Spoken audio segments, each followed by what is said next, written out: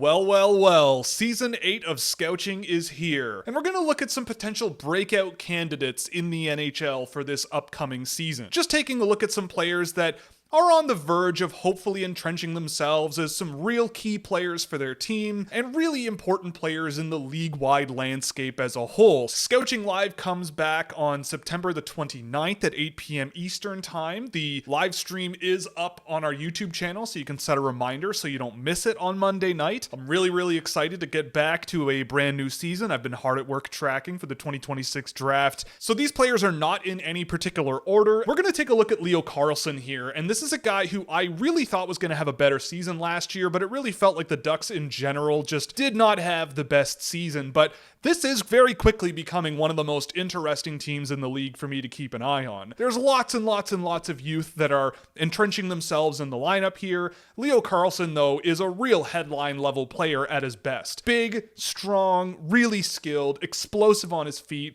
I found him really impressive at the World Championships this past summer, and I do think that there's a really intriguing player here. The number one center job is kind of wide open in Anaheim, and I would not count him out of the running for that job whatsoever. So if he's getting lots and lots of usage, lots and lots of deployment on special teams, I really think that his production could improve significantly from where it's been in the last 2 years. There's just so many really good ingredients going on here that I think project well to the modern National Hockey League, that I think if Leo Carlsson does have a really good year under a new coach, with a new sort of fresher, younger team on a full-time basis, he could be a huge part of a potentially resurgent Anaheim Ducks roster. On a similar note, but looking at maybe a team a little higher in the standings, we're going to take a look at Quinton Byfield. Now, this is a player I would have had on a very similar list last season, and every single time I watch Quinton Byfield, I just constantly believe that he is almost a really incredible National Hockey League player. He is a menace off the puck at the moment as he is now. It's just a matter of the offensive production catching up to that. He's big, he's fast, he's a heavy skater, but he also is just a really intense forechecking presence. He does a lot of things that I really look for in a player, but he also does have some really good finishing ability on his own, and if he can drive a little bit more playmaking inside and scoring areas with some of the offensive weapons that LA has, I think he could have a really good season. On top of that, this is Anze Kopitar's last season in LA, and that to me is just the primrose path leading towards Quinton Byfield taking over the reins of this team. There's a bit of similarities between the two of them, to be honest, and I do think that Byfield is perfectly capable of taking that torch and carrying it. I will really have eyes trained on Quinton Byfield this season. I know I'm not alone in that, and I really think that if he does have a really good year, it bodes really well for the LA Kings sustaining a playoff quality team for quite a while from here. Next up, we're going to go to Carolina, and we're going to take a look at Logan Stankoven. Now, this is a player that I had penciled in for winning the Calder Trophy last season. He did not have the season I expected, and I definitely did not expect to see him get traded to Carolina, but a couple of things are going on here that I really want to highlight. Every time I watched him in a Carolina Hurricanes jersey, he was unbelievable. Just so much energy, so much offensive ability, but also no slouch defensively. He's been playing center in Carolina recently as well, leading through the preseason, and I believe that the expectation is that he could play in that position in the regular season, which I would love to see, because he plays exactly the type of maybe a bit of a smaller player's center game, but in a way that I think really works for the modern NHL. He is a player who did get outshined by a handful of players last year for the Calder Trophy, but I still think that this could be a season where he shows extremely well. Looking at the center depth in Carolina, maybe he gets bumped down the roster by a Jordan Staal potentially, but it really does seem like a top 6 center's job is there for him, and at the very least he's a power play weapon, and I imagine that he should be a very highly productive player. Now, obviously things can change, but at the time of recording, looking at Carolina's line charts and seeing Svechnikov, Stankoven, and Blake together, that is a really synergistic and strong second line that I think could be a really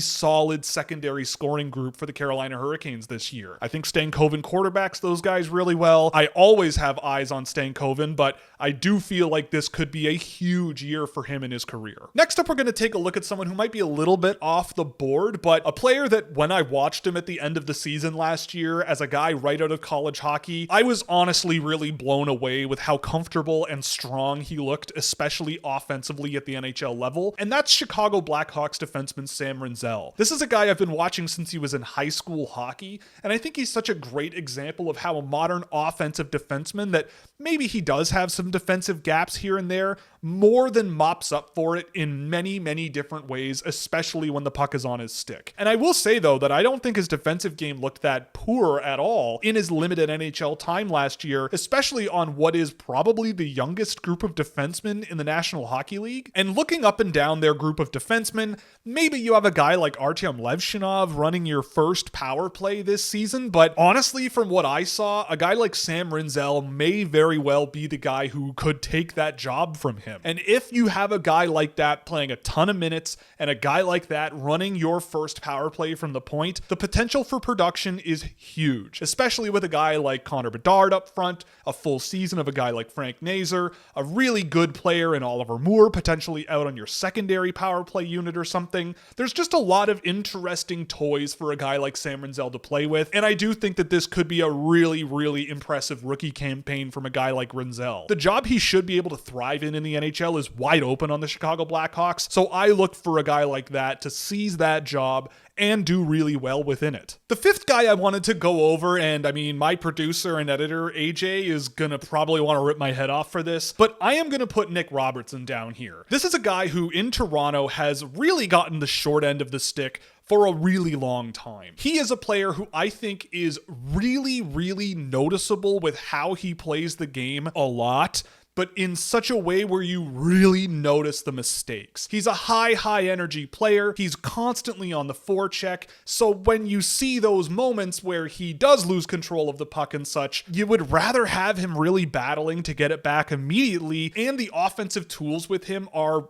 really, really impressive. With the departure of Mitch Marner, I'm not saying Nick Robertson is a drop-in replacement for him, but I do feel like when you look at the Toronto Maple Leafs roster right now with names like Bobby McMahon, Matthias Michelli, Dakota Joshua, maybe an Easton Cowan, I don't see how Nick Robertson doesn't find a way to work his way up the depth chart here into a top 6 role with the Toronto Maple Leafs this year. Look, if he doesn't and they end up trading him somewhere else, I think my point still stands and might even be stronger. I've seen a lot of people on the internet saying, well, he just doesn't fit the system in Toronto. He's just not a good fit. There's too much depth, yada, yada, yada. But when he goes to some other team, he could score 30 goals. Voluntarily giving up a player that you think could score 30 goals seems really questionable and strangely very Toronto Maple Leafs-like. Nick Robertson has, like a lot of other players we've talked about, there's a wide open road ahead for Nick Robertson to have a much, much bigger role on the Toronto Maple Leafs roster. There, I think, is a job for him on the power play here. He's a threatening shooter, but he's also just a remarkably good, skilled combination player